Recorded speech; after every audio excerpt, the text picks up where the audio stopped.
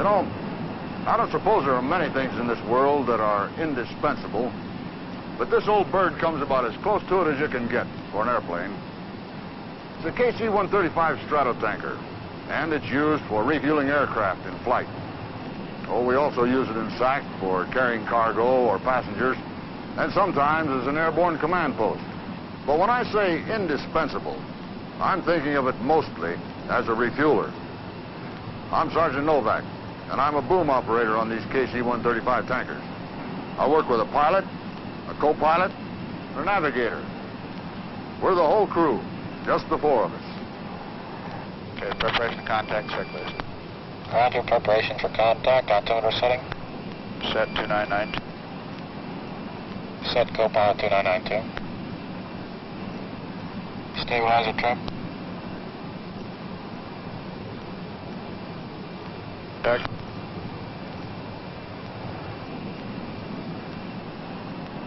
I'm going back now to refuel an F-4C fighter. Come on, I'll show you how we do it.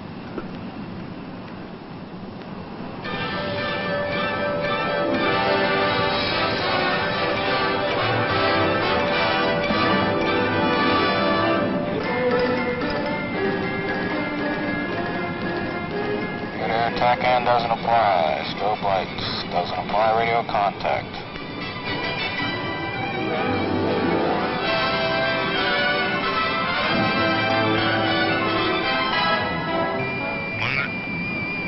Receiver at 2 miles. Boom, coming down.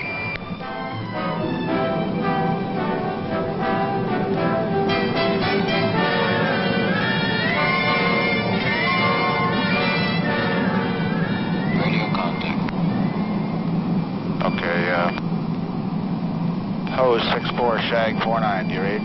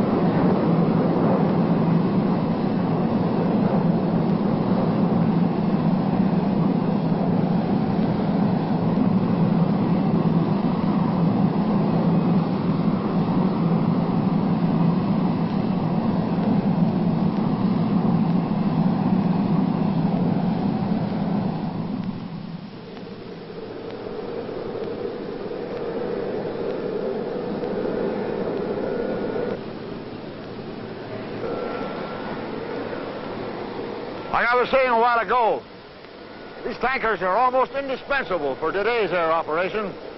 You take aircraft deployment, for example. You know how we got our fighter aircraft over there in the Korean War? We had to dismantle them, send them over there by ships, and then reassemble them when they got there. It took months. But today, with aerial refueling, we can send fighters any place in the world in a matter of hours. Like we did when we sent that squadron of F-106s over in Korea right after the Pueblo incident. Most of the fighters and reconnaissance aircraft involved in the Vietnam War flew over there with the aid of air refueling, and they fly back the same way when they're due for overhaul in the States. On any given day, aside from mass deployments, there are always tankers and fighters going both ways over the pond. What the tanker has done for us is that we are no longer at the mercy of fuel duration. Commanders in Europe or the Far East know that the capabilities of the tanker can be used to build up their forces in a matter of hours. Now that's important because in this world things move so fast today that when you need aircraft, if you don't get them right away, you can be in serious trouble. As far as bombers are concerned, they can get to most bases without air refueling.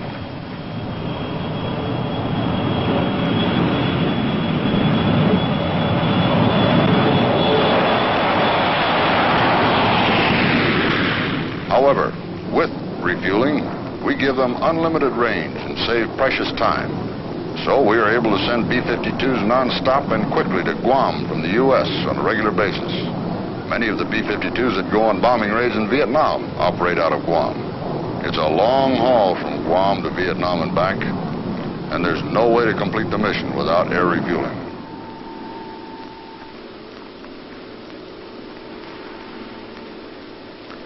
The B-52 and the 135 are designed to work together. They give us our global capability. They can keep up with us well enough to refuel us at our airspeeds and altitudes.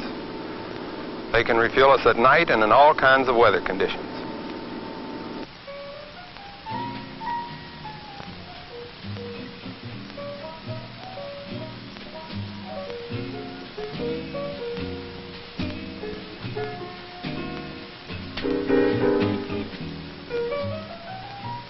There's a saying in the Air Force that flying is 90% boredom and 10% sheer unadulterated terror. Well, ground alert duty is a little less on the terror side and a little more on the boredom side. Well, we've got our work to do, mission planning, things like that. But when we pull alert duty, we're pretty well confined to the alert shack. Of course, we find other things to do. Some guys sleep. Others work crossword puzzles. Me, I like to read. However, there are the more energetic. We have one boomer around here that has so much energy he does all the gardening around the building while he's waiting for the klaxon horn to sound.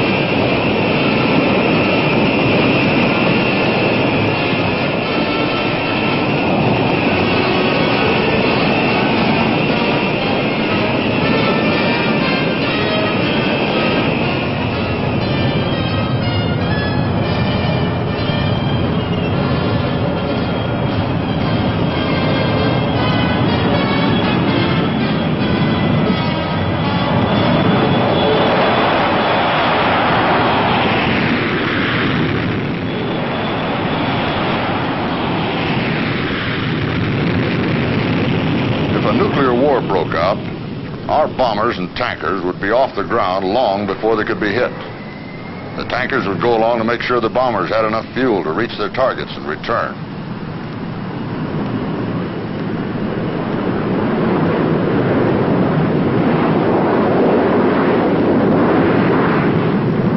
But the point is, the bombers couldn't make it to their long-range targets and back without air refueling. The same thing applies to fighters that bomb Vietnam targets from bases in Thailand. These birds are so loaded down with bombs, they use a lot of fuel just getting off the ground. So after they're airborne, about 15 minutes out, we top them off with 5,000 or 6,000 pounds of fuel. It makes you feel pretty important to see them come up. You give them fuel, you see them go away, and you know you're a part of it. It makes you feel even better when one of them comes at you after a strike, and he's got holes in it, and he's dripping fuel, and you're trying to keep him alive and get him back to his base. After it's over, you know you've saved an airplane, and you've saved a pilot. And when you get home, sometimes you can't buy your own drink at the club. I remember once when I was going in for refueling, the probe on a 104 is very close to the side of the fuselage, just a few inches out, and as I got close, I made a rough contact, and it bent the probe in toward the fuselage. And while I was sitting there wondering if I was going to have to bail out or just what, the boomer was able to make contact and bend the probe back out far enough so that we could make a refueling. I'll tell you, the old boomer really earned his money that day. I was coming back from a strike mission over the north in a pretty heavily damaged 105 one day. I had fuel siphoning problems and control problems and every other problem imaginable, a situation of that kind. And I managed to rendezvous with the tanker okay, but we were right in the middle of some thunderstorms and we couldn't refuel. And I was running out of ideas quickly. The tanker guys said we had to do an immediate emergency descent, which we did, and I hung right there with them. And I was getting pretty nervous about this time, as you can imagine.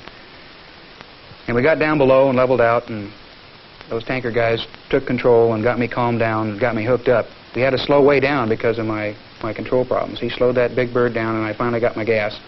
Had about 600 pounds left when I finally hooked up. And then he stayed with me all the way back to home plate. And I was really glad he did, because with the fuel siphoning problems I had to make about 5 or 6 hookups in order to make it all the way back. And they really did a fine job for me. I remember one day flying out of Yubon, 8th Wing, when General Olds was the commander. Been on a strike mission about 20 miles north of Hanoi, oil depot out there. Everything was going okay. We got the bombs off. We headed outbound, and number 4, we looked around. He wasn't with us. And he was doing a lot of chattering on the air. He was new head, a little bit excited being up there anyway. And he lost sight of us, and he took off in the wrong direction. We had headed on out east to exit out over the Gulf and come on back. And when we coasted out, he said he had us in sight, so we just continued on to the coast, and we asked for a fuel check, and he had about 4,000 pounds less than the rest of us. And I made the remark to my backseater at that time that we're going to lose that airplane today, because there's just no way that he could make it to the tanker unless we asked him to do something different, to come a little bit farther north for us. So we got on the radio and started calling, telling them what was going on. And number 4 by this time was getting a little excited. In fact, the pucker string was getting a little bit tighter. And not knowing just where the tanker rendezvous point was, he said he did have a carrier in sight. So the tanker pilot, knowing where all the carriers were based out in the Gulf there, said just stay over the carrier that he had come up and meet him. Now, this was a little bit farther north than they normally come up for post-strike refueling. So the guy was just orbiting the carrier. He was getting down to about 1,500 pounds, hurting for fuel now. And the tanker said, I have you in sight, gave him a vector right to the tanker, and he plugged up and had about 1.5 minutes fuel remaining. And if the tanker hadn't come in a lot farther north and known what was going on in the situation there, we would have lost an airplane that day. And that night, number 4 bought that tanker pilot many drinks. He did a great job for him. There have been many, many saves. I run a tanker squadron, and I hear these stories all the time. I'm quite proud of our tanker crews. They're always there, listening in on the fighter frequencies. I've never yet heard it said they didn't go after someone when they needed fuel. Feeling tired? I want to tell you personally how much I appreciate the job that your tanker people did for the fighters in Vietnam. Without the cooperation and the professional ability demonstrated by these people, I simply couldn't have put the bombs onto the target. And I know that I speak for every single fighter pilot in all of Southeast Asia, that the appreciation that they have for the tremendous job that the tankers did. And we'll always be grateful for the job that they've done in our support. I'd like to say, General, it's probably a mutual admiration society among the tankers and the fighter crews.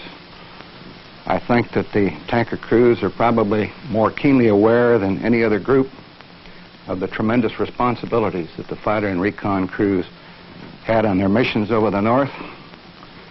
They're keenly proud of their achievements. Their opportunity to serve the fighter pilots was probably one of the finest sources of pride and highlights of their career. Well, I don't think many people really understood the role that the tanker played, and I'd like to just recap a few significant things. On an average mission, our fighters were staggered in about 4 to a tanker, and they took on an average of around 12,000 pounds of fuel. And they had to have this amount of fuel in order to get into the targets with the number of bombs that they were carrying. And as they got into the target area, they had to use AB, and when they used AB, the fuel consumption went up tremendously. And coming back out of the target area, they staged onto the tankers again, and they had to take another 4,000 pounds, and that 4,000 pounds was the amount of fuel that they needed to get home. And without this capability of the tankers, we wouldn't have been able to get into these target systems under the heavy defensive environments that we had to and do the job.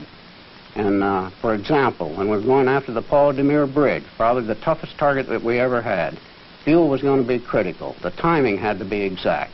And the professional manner in which the tankers were able to take these people on and stage them off the tanker and into the target area and recover and take on these added fuel in order to get home, I think was the highest professional standards that's ever been demonstrated between any components within our force. And this relationship of the tanker and the fighter team, in my judgment, have constituted a new domain for tactical operations in the future. As a matter of fact, prior to my departure from Vietnam, I was beginning to use tankers to refuel F-100s to do close air support. And that's a new tactic to come out of this war. Well, certainly I feel that it's most important to note, General Momeyer, that the overwhelming air superiority that had been established by the fighter forces over the North did permit the tankers to operate further north and probably would have been able to be accomplished or done in any other circumstances. Not too many people think of tanker duty as being hazardous, and we don't think much about it ourselves. But I know a boomer that was in a tanker crew that got the Distinguished Flying Cross and the McKay Trophy. And you don't get awards like that just for laying on your belly and pumping gas. Everyone knows what the Distinguished Flying Cross is, but the McKay Trophy is given for the single most outstanding feat of airmanship for the year. This historic refueling feat, along with the professional competence of this crew, ultimately resulted in saving 6 Navy aircraft and their crews. Their outstanding aerial skill, devotion to duty, and humanitarian interest in their fellow servicemen reflect the highest credit for themselves and the United States Air Force.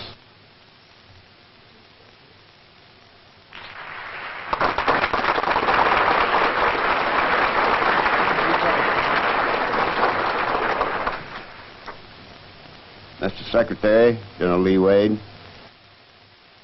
once again, it has been demonstrated that you can continue aircraft in flight if they're properly equipped for refueling. And sometimes you have to take extraordinary measures to keep some of them in flight. You have to put an extra refueler between the main refueler and the aircraft that need the fuel. I think this was a great thing that this crew did. And it's a well-deserved honor, and I'm delighted to have the opportunity to present these certificates, and also, at this time, to present the crew with the McKay Trophy, which, of course, is too big for you to carry around, so we keep it here and put your names on it. thank you very much and thank all of you for attending. Hey, since we have multiple refuelings, how about if between elements I stow the boon and come forward for a cup of coffee, huh? Okay, fine. Sure. We'll anticipate. All right.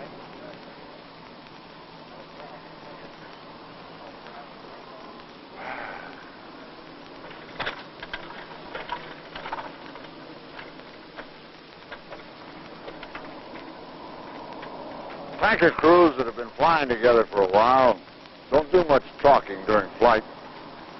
In fact, if somebody else was looking on, they'd probably think, what's the matter, these guys mad at each other or something? Well, it isn't that, of course. It's just that they've worked together so long that each man seems to know what the other wants, even before he asks for it. Like on one mission, I noticed the navigator was getting a little grouchy. So I gave him a cup of water, and he settled right down. He was thirsty, but he was so busy that he didn't even realize it. That's what I like about tanker duty. You're part of a team. A team the Air Force thinks is indispensable to modern air power. Any way you look at it, I'm glad to be a part of it.